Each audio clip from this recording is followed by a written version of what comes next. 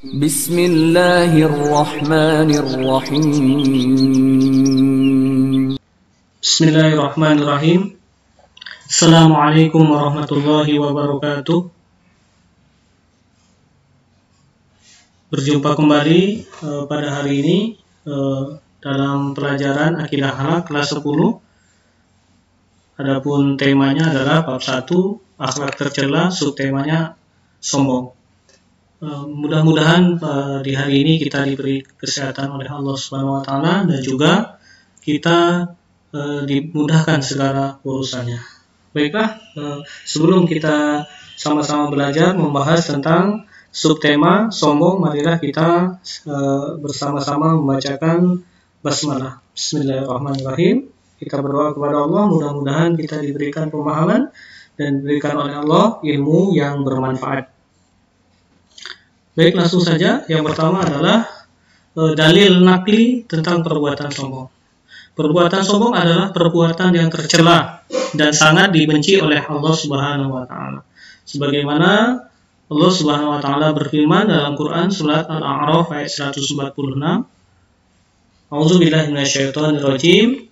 Sa'asrifu an ayatiyal ladzina yatakabbaruna fil ardi bighairil haqq. Artinya, akan aku palingkan dari tanda-tanda kekuasaanku orang-orang yang menyombongkan diri di bumi tanpa alasan yang benar. Kemudian sabda dari Rasulullah SAW, hadis riwayat Bukhari, la yadkhulul jannata man kana fi qalbi misqalu dzarratin min kibrin. Tidak akan masuk ke dalam surga seseorang yang di hatinya terdapat kesombongan sebesar buah zarrah. Walaupun itu kecil, maka tidak akan masuk ke dalam surga. Ini adalah dalil nakli tentang sombong. Selanjutnya adalah pengertian sombong atau takabur. Sombong atau takabur artinya adalah membanggakan diri sendiri.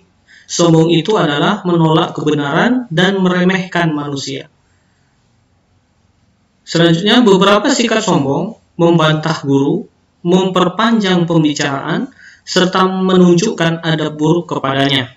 Bentuk kesombongan lain adalah menganggap rendah orang yang telah memberikan masukan kepadamu hanya karena dia berasal dari kalangan yang lebih rendah darimu. Misalnya lebih rendah umurnya, atau mungkin bisa jadi kita menganggap dia lebih rendah mungkin dari segi kekayaan atau dari segi fisik mungkin. Itu juga termasuk sombong. Selanjutnya, sombong itu merupakan anak dari ujub. Akar dari sombong itu adalah ujub.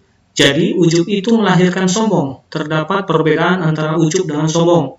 Adapun ujub tidak memerlukan orang lain, sedangkan sombong membutuhkan orang lain sebagai pembandingnya. Jadi, apabila kita dalam hati kita menganggap kita lebih daripada orang lain, maka itu adalah disebut dengan ujub. Sedangkan apabila di hati kita menganggap kita lebih dari orang lain, kemudian perbuatan ujub ini kita realisasikan dengan cara mungkin menghina orang lain, merendahkan orang lain, maka kemudian perbuatan ujub itu nanti akan menjadi sombong. Jadi ujub dan sombong itu saling berkaitan. Ujub adalah cikal bakal dari sombong. Selanjutnya, sebab-sebab terjadinya sombong. Merasa apa yang diucapkan benar sehingga menganggap orang lain salah. Walaupun benar, kita tidak boleh menganggap diri kita yang paling benar, sebab akan menimbulkan sikap sombong. Yang kedua, gila pujian. Yang tiga, merasa banyak ilmu, banyak harta, namun lebih fatalnya dia tidak banyak ilmu sebenarnya, kan itu. Banyak ilmu, banyak harta, sebetulnya dia tidak lebih banyak, tetapi dia menganggap dirinya lebih banyak. Ini yang berbahaya. Yang keempat adalah amal ibadah. Dia merasa nanti hidupnya selamat sampai di akhirat, sedangkan orang lain dianggap tidak selamat. Ini nauzubillah. Yang kelima adalah karena nasab dari keturunan kelebihan fisik yang dimiliki. Jadi dia menganggap dia keturunan seorang raja atau keturunan seorang yang berpengaruh, sehingga dia merendahkan orang lain. Yang D adalah dampak negatif, menjadi penghalang masuk surga karena tidak memiliki akhlak seorang mukmin.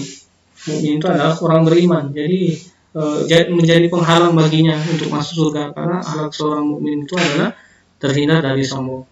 Yang selanjutnya adalah mendapatkan hukuman di dunia karena kesombongannya. Hukuman di dunia dijauhi oleh orang lain, kemudian dia akan sulit untuk berinteraksi dengan orang.